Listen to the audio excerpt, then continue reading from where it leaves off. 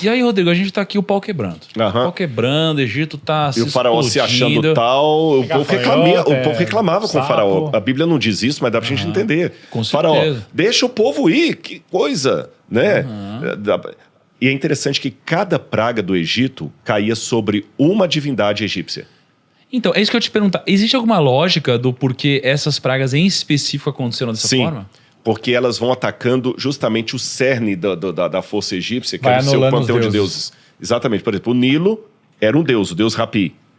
Tá certo? Ele foi atacado. O sapo também era um outro deus. Os piolhos tinham o deus das moscas. Que isso, cara. Mas tinha uns deuses muito ruinzinhos também, né? Sim. Deus da mosca, Deus do sapo. E a última praga, a última praga para mim que é a mais emblemática. Porque a última praga... aliás, a nona praga, a última é a morte dos primogênitos. A nona praga é quando as trevas caem no Egito. Aí nós temos aí que foi um nó tremendo, sabe por quê? Na cultura egípcia acontecia o seguinte: eles acreditavam que o sol era o principal deus Ra. Só que ele tinha 3 nomes.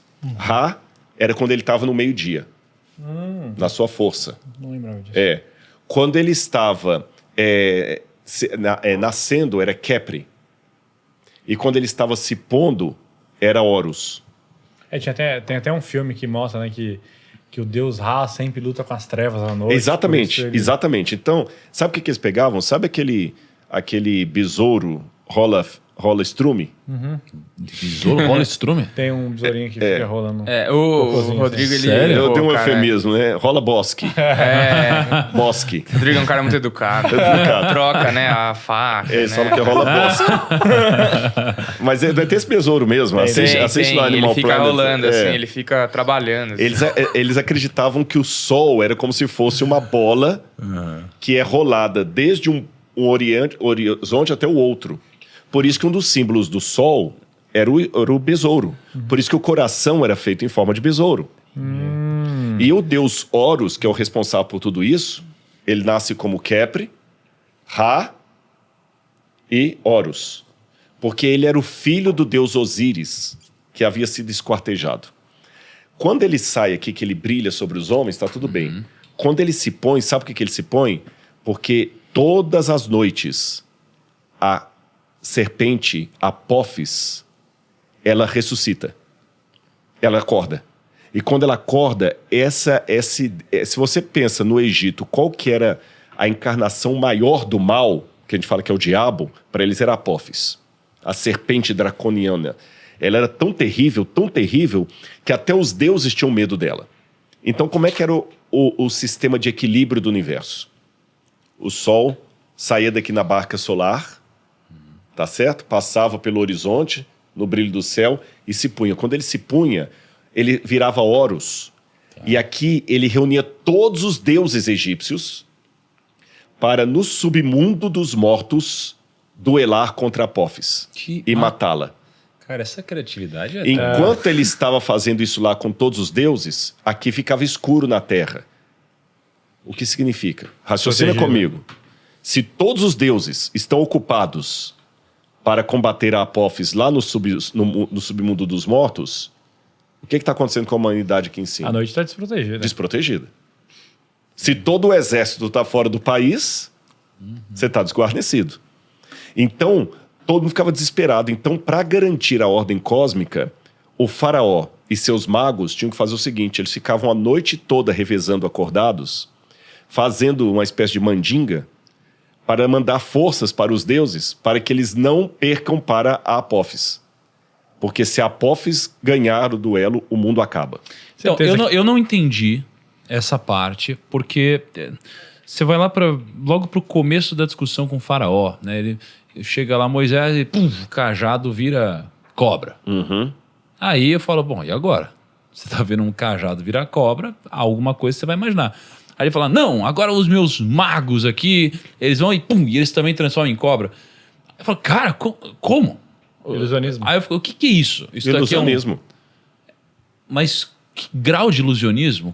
Como assim? Você pensa que David Copperfield É uma coisa só do. Não, da mas, nossa época. mas, cara, assim, ó, do nada, eles não estão esperando, não é um truque preparado. De repente vem alguém aqui e fala, pum, cobra. Mas pensa assim, o mágico de verdade, ele vai estourar pirlim-pim-pim aqui, vai sumir, vai sentar no lugar do Gabriel. Mas eu entendi o que ele falou, mas Não, isso cara, não eu despreparado. entendi. O David Copperfield, ele pode fazer a estátua da liberdade desaparecer. Isso. Entre aspas, mas tem que ter todo um preparo. Sim. Só que lembra que a Bíblia conta tudo de maneira resumida. Você não falou lá que você leu em algum livro, que talvez o debate de Moisés com Deus pode ter demorado uma semana, virou 12 capítulos. Então, porque eu sempre fico na dúvida sobre o seguinte. Eu leio de uma forma metafórica e poética o que eu tô lendo. Eu leio de uma forma... como é o nome? Literal. Né? Eu leio porque aqui Deus está querendo passar uma mensagem sobre como foi. Porque assim, se eu leio de uma forma literal, ou próximo do literal, pô, cara, aí não dá pra Eu entendo entendeu? literal pelo seguinte. Primeiro que eu tenho imagens, quando vocês voltarem no museu, eu vou mostrar para vocês, de tumbas egípcias. Por exemplo, a tumba de Senequerra. A tumba de Senequerra tem uma foto que mostra... Senequerra era um dos magos de Faraó, não da época de Moisés. Porque vários faraós tinham magos. E mostra todos eles assim, com as cobras, os cajados em forma de cobra na mão. E por que o cajado tinha que virar cobra para eles?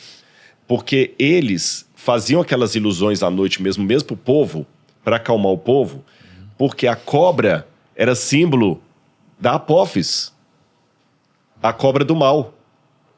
Então ele tinha que transformar o cajado em cobra, e alguns cajados já vinham na forma de cobra, para mostrar que eles tinham poder sobre a Apófis. Então tem todo um elemento ali, Deus estava dialogando com aquela cultura. Nada impede deles, por terem já esse hábito de fazerem, isso aí a gente faz também. Tá certo? Ou, segunda opção, que também é válida, volta amanhã então que meus magos querem conversar com você. Quando Moisés volta, aí dá olha... um tempinho, né? É isso aí que ele fez, a gente faz também, majestade, olha aqui. Sim. Você tá entendendo? E tem interessante uma coisa no Livro dos Mortos, no texto das pirâmides egípcio, que fala o seguinte: quando você tem uma disputa de Reka, que é magia em egípcio, a magia legítima engole a outra. E a Bíblia fala que a serpente de Moisés engoliu as outras. Porque eu fico imaginando nisso, se é um ilusionismo, ou eu fico imaginando assim, pô, será que o diabo estava agindo ali e estava rolando Pode ser também, porque nós Porque temos... o diabo também tem poderes, né, Sim. sobre a Terra. Em muitas questões ilusionistas, o próprio diabo apresenta. Se você for ao continente africano, por exemplo, que é tomado de muitos rituais sobrenaturais, tem coisa que acontece ali na África, cara, que arrepia. Eu já fiz missão na África, eu já fiz evangelismo na África. Tem uns rituais lá, por exemplo, que o pessoal vai rodando. Já tentaram desmascarar eu esqueci o nome que eles entram assim, eles colocam, tá vazio. Ele pega um monte de palha, assim como se fosse uma árvore de Natal, e olha, tá vazia. Coloca lá, eu vou lembrar o nome lá. Tá com zambuzê, eu vou lembrar o nome disso aqui. Daqui a pouco eles começam a fazer o ritual lá, aquela árvore começa a rodar, ela vai dando piruleta, e não tem ninguém lá embaixo. Tá, você entendeu? Tem isso na internet. Então, as duas coisas combinam, o ilusionismo e a ação do próprio diabo. Agora, voltando só para não perder a didática daquela questão. Enquanto estava em trevas aqui, o mundo estava numa situação de muito perigo. No Egito, a pior coisa que podia acontecer era um eclipse solar. É isso que eu ia falar, que devia ser um negócio tipo assim, meu Deus. Eles ficavam loucos. Perdeu. Loucos significa que a Apófis ganhou a batalha e os deuses não a seguraram. Aí você imagina, então, na 9ª praga, escurecer todo o Egito. Nossa. O desespero que foi. Gente gritando, maluca. Caraca, que loucura. E aí, só que ainda assim não foi o suficiente. Não. Não é possível. Rodrigo, não tem como alguém em sã consciência ver tudo isso acontecendo e ter uma boa justificativa para tudo isso e esperar chegar a 10ª. Mas aí que tá a questão. Eu estava assistindo um documentário esses dias aí, sem querer fazer merchan, muito interessante, como se faz um tirano. O padrão psicológico de quase todos eles é o mesmo. Mao Tse-tung, Saddam Hussein, Muammar Gaddafi, o Hitler. O padrão deles é muito parecido. E entre esse padrão parecido deles, tem duas coisas que destacam. Eles têm uma vaidade muito grande, muito né? grande, começam a se achar inatingíveis e eles nunca acreditam que vão perder. Caramba. Então você vê Saddam Hussein, o cara perdeu, foi encontrado num buraco. No dia que foram julgá-lo, diz seu nome completo, por favor. Saddam Hussein, presidente da República Nacional do Iraque. Olha o orgulho do cara. Olha como é que o cara falou. Você entendeu? Aquele Idi Amin Dada. Esses caras chegam a um ponto também que eles acham que nada vai acontecer com eles. O Hitler, mesmo depois do Reich ter caído, quando teve o julgamento lá de Nuremberg, que vários foram julgados lá ex-nazistas, o camarada ainda ficava, não, eu faria tudo de novo. Mas você matou mulheres, crianças, faria tudo de novo. Aí eu faço a mesma pergunta. Gente, como é que o camarada consegue dormir? Se eu atropelar um cachorro, eu vou precisar fazer terapia? Se eu atropelar e matar um cachorro, eu vou precisar fazer terapia? O cara matou um monte de gente na câmara de gás e o semblante dele assim, sabe? A maldade. Por isso que é muito perigoso afastarmos de Deus. Porque o afastamento do Espírito Santo pode trazer um torpor mental tão grande, que é o que Paulo fala. Paulo fala, naquele texto que eu estava lendo lá, Paulo continua dizendo que quando as pessoas se afastam demais de Deus, olha como é que isso aqui é. Lembra que eu li Romanos? Sim. Aí Paulo termina assim, olha, porque os atributos invisíveis de Deus, isso é o seu próprio eterno poder e a sua divindade, claramente se reconhecem desde a criação do mundo, sendo percebido por meio das coisas que foram criadas. Por isso os seres humanos são indesculpáveis, porque tendo conhecimento de Deus, não glorificaram como Deus. Pelo contrário, se tornaram nulos em seu próprio raciocínio, e o coração insensato deles se obscureceu. Dizendo-se que eram sábios, tornaram-se tolos, trocaram a glória do Deus incorruptível por imagens semelhantemente corruptíveis de seres humanos, aves. Por isso Deus os entregou à impureza dos desejos do coração deles. Forte, cara. Última praga. Porque a última praga até hoje tem um significado judaico, né? Cara, deixa eu falar uma introdução da última praga. Teve a Páscoa agora. E foi muito bonitinho. A gente tem uma célula em casa, que inclusive você já foi lá, o Rodrigo foi incrível. Você perdeu, viu, Lucão? Foi o podcast secreto. É verdade. Foi o podcast secreto. Porque a gente tem uma célula de casais, e aí chamou o Rodrigo pra ir lá, e o Rodrigo ele falou sobre comunicação no casamento. Isso é verdade. Cara, eu não sei, parece que ele criou coisa dentro da Bíblia, não é possível, cara. Inventou coisa que eu nunca tinha visto lá dentro. Ajuda muito. Achei bem legal. Só que aí que é interessante, a gente tem a nossa célula e teve a Páscoa. E aí na Páscoa, o que a gente faz toda a célula? Todos os casais trazem os filhos. E a gente tem uma brinquedoteca grande, e aí fica lá monitores, tais com as crianças.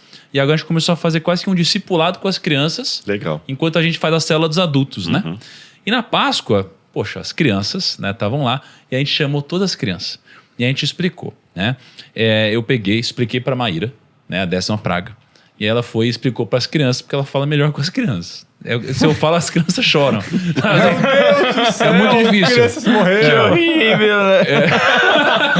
Eu falando com as crianças, você viu ontem eu com a Sofia, não? Não vi. Ela, você é uma vencedora! É diferente, sabe? Enfim, aí beleza. Aí ela explicou sobre a passagem, que daqui a pouco eu vou para você explicar aqui com mais profundidade. Explicou sobre a Páscoa, né? E aí, num determinado momento, tem o sangue do cordeiro que passa na porta, Nossa. né? Para que seja... Pulado. para que o anjo da morte pule essa casa. Aí a gente explicou para as crianças essa história. A gente pegou e tirou umas tintas vermelhas e falou, agora vamos passar isso aqui lá na porta da brinquedoteca e na porta de casa para que esse lar seja um lar de Deus e isso não aconteça por aqui. Aí as crianças pegaram as tintas, Rodrigo, pegaram tudo com a mão assim, ó, e começaram a passar na porta e tal. E é animal, porque agora elas lembram disso. Né? E aí a gente falou sobre a Páscoa, sobre essa origem do significado e depois chegou em Jesus. Muito legal, né? Muito legal mesmo. Explica pra gente, então, o que é essa Bom, 10ª praga e o início da Páscoa que vem daqui, né? Tá. Essa praga, Deus foi na jugular mesmo, que ele matou os primogênitos do Egito. A pessoa fala, nossa, matou que um monte de criancinha recém-nascida. Será que foi uma coisa que tipo, aconteceu com a geração do Moisés? Foi, vários. Para mim, o faraó do Êxodo, que era o Tutmoses III. E o filho primogênito dele morre antes do pai. Lembremos que filho primogênito não é necessariamente criança. Isso aqui é outra coisa para quebrar os filhos. Pode ser adulto, né? Pode ser adulto. Você é o primogênito com 40 anos, 50 anos, 80 anos, Morre, continua é. sendo Se primogênito. você é um adulto e você viu 9 pragas acontecendo, se você recebe um aviso do que vai acontecer agora, você fala, meu amigo, eu Já não vou era. correr esse risco, não. Exatamente. Então, o que acontece? Deus falou, essa noite, vocês hebreus... E Deus deu um sinal também muito complicado para eles. Por que matar um cordeiro e passar o sangue na porta, no umbral da porta ali, como o Tiago falou? Lembra que eu falei que os egípcios construíam casa muito de tijolo e tudo, e que né? Não tem porta. A gente não sabe tão bem como eram as casas deles, mas nós temos uma ideia. Por quê? Desenhos feitos nas tumbas e maquetes de casas. Porque algumas tumbas, como a de Tutankhamon, tem casa em miniatura que estavam lá. A gente não sabe se isso era brinquedo, o que era, mas tem muita maquete de casa. E, além disso, a gente nota nas maquetes, nos desenhos, que tem uma coisa chamada porta falsa. A porta falsa é uma porta dimensional que eles acreditavam que você pode transitar entre o mundo dos vivos e o mundo dos mortos. Mas a porta falsa imita a porta verdadeira. A bolsa falsa imita a verdadeira. Então tem uma ideia arquitetônica como era a porta da época dos egípcios. Essa porta, ela tinha em todo o umbral inscrições, como se fosse um amuleto, para garantir a proteção e a segurança de todos os que estavam naquela casa. Muitos hebreus, talvez, não estavam mais morando em tendas, alguns ainda moravam em tendas, outros começavam a pegar a cultura egípcia, assim como eu falei do japonês, que torce pelo futebol brasileiro, etc, etc. Muitos hebreus agora estavam tendo os costumes egípcios. Então ele tinha aquela porta cheia de inscrição pagã, pedindo a proteção dos deuses pagãos. E os egípcios acreditavam que se o espírito da morte passasse, se a Apófis, por exemplo, lembra da Apófis? Se ela saísse, ela não entraria na sua casa se tivesse aquelas inscrições ali protegendo quem está lá dentro. Um espírito de alguém que já morreu não conseguiria entrar na sua casa para te amaldiçoar ou te assombrar se tivesse aquela inscrição ali. Porque ele iria e assustaria e sairia correndo. Ou não entraria ali. Agora, veja bem, se para proteger a casa era importante ter bem claro e visível aquela escrita pagã, o que significa cobrir aquilo de sangue, como se fosse tinta?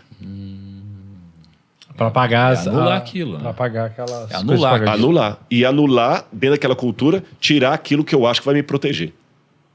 Então, Deus falou assim, vocês querem sair comigo daí do Egito? Não, então, peraí, o que tinha, então, que era pagão na porta? Inscrições. Inscrições. Então, todo mundo no Egito tinha inscrições. Tinha, e provavelmente muitas famílias judaicas Sim. também, hebreias. Mas as inscrições, elas iam no batente? No Tipo, batente mesmo, porta, batente assim? da porta. Eles fugiu a palavra quando você vai... Talharam. Esculpida. Entalhado. Tá. Nós temos várias dessas portas Caramba. falsas no Egito. Várias. Se algum dia a gente estiver junto, se não tiver, eu vou te dizer onde é que vocês vão encontrar. Nas pirâmides lá de Quéops, Kefren, Miquerinos, embaixo tem um lugar, quando eu vou com um grupo ali, que eu mostro as portas falsas. E eles veem, então, o batente todo escrito. Agora, raciocina com a cabeça da época. Eu moro numa casa que eu sei que essa casa está protegida contra espíritos do mal, porque eu tenho aqui escrito um monte de frases e orações dos deuses que me protegem aqui. Aí vem o Moisés e fala para eu cobrir aquilo de sangue. É como se eu falasse assim... Aceita Jesus. Aceita Jesus. É isso. Agora, o que significa Como seu aceita único Jesus? Salvador. Rejeita o Egito. Você quer sair do Egito? Rejeite ele. Rejeita o Egito. Rejeita a cultura egípcia. Cai fora. Nossa, que isso, hein, cara? Será? Agora eu vou fazer uma pergunta que a Bíblia não responde, mas a gente fica no ar. Será que todos os hebreus tiveram fé o bastante para obedecer Moisés? Com certeza não. Eu acho que tanto que não, quanto teve egípcio que aceitou. Tanto é que alguns egípcios saíram com eles. Sim. Aí, então, quando o anjo da morte passou, foi o contrário. Ele atacou as casas que tinham as inscrições. Nossa, cara. Ou seja, qual que é a lição que a gente tira disso? Quer sair do Egito? Então tire o Egito de você. Comece tirando o Egito de você. Quer sair do Egito? Quer sair da escravidão? Comece tirando a escravidão de você. Quer sair da mesmice? Comece tirando a mesmice de você. Quer sair da preguiça? Comece tirando a preguiça de você. Foi daí para frente que os judeus adotaram a cultura de ter aquele... Qual é o O nome? mezuzá. A mezuzá? Mezuzá, exatamente, para abençoar a porta. Que Deus vai falar assim, você vai colocar no Geralmente, umbral das suas portas, ao invés de ter inscrição egípcia, você vai colocar o resumo da lei. Quando eu fui no comprou lá no Einstein... Jordão. Lá em casa tem. Quando eu fui no Einstein levar minha filha no médico lá, todas as portas do Einstein tem, porque foi uns... Lá em casa a gente colocou, a gente ganhou um de Jerusalém, que uns israelenses nos deram lá, e a gente colocou lá em casa. Deixa eu falar um negócio do Einstein depois, cara. Eu não vou falar... Eu amo Einstein, cara. Foi lá que eu nasci. Mas olha, Eu também. aconteceu um negócio lá que se fala na mídia... Enfim, não vou falar nada. Eu não vou falar nada, não. Mas foi então, bom a voltando experiência. à questão lá, aí que então se institui uma festa religiosa chamada Pessah, em hebraico. Pessah significa passar sobre. Por isso que em inglês eles traduzem por Passover. Passover, quer dizer, pular sobre, né? A Páscoa seria E a Páscoa, pular, né? que é do dia 14 para 15 de Abib, ou Nissan. Então eles celebravam matando o cordeiro e comendo pães sem fermento para mostrar que eles estavam saindo com pressa do Egito. Não Eu tem, acho não muito tem interessante chocolate, né? porque... Mas sabe o que eu fiquei refletindo? Porque o coelho, eu não sei se tem outra origem, mas eu fiquei pensando. Porque ele a Páscoa significa o pular, né, ali. Aí você pensa, O coelho pô, pula, não que é? bicho que pula? O coelho pula, ele anda pulando. Eu falei, deve Na ser por Austrália é o isso. canguru. É, o canguru da Páscoa. Podia não. ter sido também. O Saci Pererê Né? da Páscoa. Mas uma coisa que é interessante, eu digo assim, depois que eu O coelho comecei é a ler... paganismo que veio depois, é claro. Óbvio. Mas depois que eu comecei a ler e reler e pensar e etc., comecei a ver que de fato, cara, você tem o Antigo Testamento inteiro de alguma forma apontando para Jesus, né? Você tem muitas coisas que acontecem. A gente fez um podcast aqui sobre Abraão, né? E quando Abraão vai sacrificar Isaac, ele tem aquela passagem onde ele vai sacrificar e aí Deus dá um cordeiro, né? Ele sacrifica um cordeiro no lugar, Cordeiro né? de E, Deus. poxa, isso daqui não tem como não dizer que é Jesus, né? Ou que tem é quase que um apontamento. Quando você olha para cá, para Páscoa, é a mesma coisa. Paulo fala né? assim, Cristo é a nossa Páscoa. Exato, é a mesma coisa, é a mesma coisa. Aí você tem lá, você sacrifica o cordeiro e pelo sacrifício do cordeiro, né, com o sangue do cordeiro, cara, você, né, de novo você é liberto, né, você troca a morte pela vida. Cara, é muito interessante ver como você tem essas relações no Antigo Testamento inteiro apontando para Jesus. Por né? isso que nós celebramos a Páscoa, não estou falando a Páscoa judaica, Sim. mas a Santa Ceia. A Santa Ceia foi a cristianização da Páscoa judaica. Jesus estabeleceu a ceia e falou, toda vez que vocês comerem do pão e beberem do cálice, vocês anunciam a morte do Senhor até que ele venha. Por isso que na Santa Ceia hoje nós temos o pão, temos o vinho, mas não temos cordeiro. Beleza, então a gente teve aqui 10ª praga e agora o faraó entendeu, né? Ou não. Ou ele entendeu, mas ele também não quis muito admitir, né? Que ele chegou e Não, a expulsou prova que todo ele não mundo. entendeu é que depois de Depois ele libertar foi o pra povo, cima. ele mandou o exército Não atrás. é possível. Fala a verdade, é muita ignorância, né, cara? Não tem como, é muita alienação. Assista Mas- como se faz um tirano e você vai entender a cabeça do faraó. Mas é que Caraca! assim... Mas o tirano geralmente é inteligente. Mas então, Mas não é possível. pensando no contexto, pensa que o cara ele viveu psicopata. uma vida inteira Ah, acreditando que o Deus dele era o Deus verdadeiro. então, mas, cara, Entendeu? não é possi- o cara devia ter algum grau de psicopatia ou Mas algum problema todo tirano mental, tem. né, cara? Se você for olhar, o tirano, a gente pensa o tirano como não sendo inteligente, mas é. Vamos pegar o Napoleão Bonaparte. O camarada era um estrategista militar de marca maior. Aí ele pega e leva o exército dele todo pro frio russo e insiste. O pessoal todo falando, Napoleão, volta, a gente não tá preparado pro frio, vou ficar. Aquilo ali foi a primeira derrota dele. Depois veio o Waterloo, que ele perdeu de novo lá. Então, quer dizer, estupidez. O próprio Hitler também. Então, quer dizer, o tirano, o psicopata, ele pode ser inteligente, mas ele perde a sabedoria. Perde sabedoria. Caraca, cara, é verdade. É porque, olha só, né? Ontem eu estava estudando um pouco sobre sabedoria. Sabedoria é dividida em 3 partes. É o conhecimento, a compreensão e a aplicação prática. Eu não tenho nenhuma dúvida que todos os grandes líderes, eles têm muito conhecimento, eles têm muita compreensão sobre as coisas, mas mesmo assim, às vezes, não passam para a aplicação prática correta por causa de uma série de, sei lá, ego, problemas Eu emocionais, até orgulho, diria não é? um pouquinho diferente, não contradizendo você. Ele não tem o conhecimento do todo. O que você diria é que talvez ele não tenha a compreensão. A compreensão.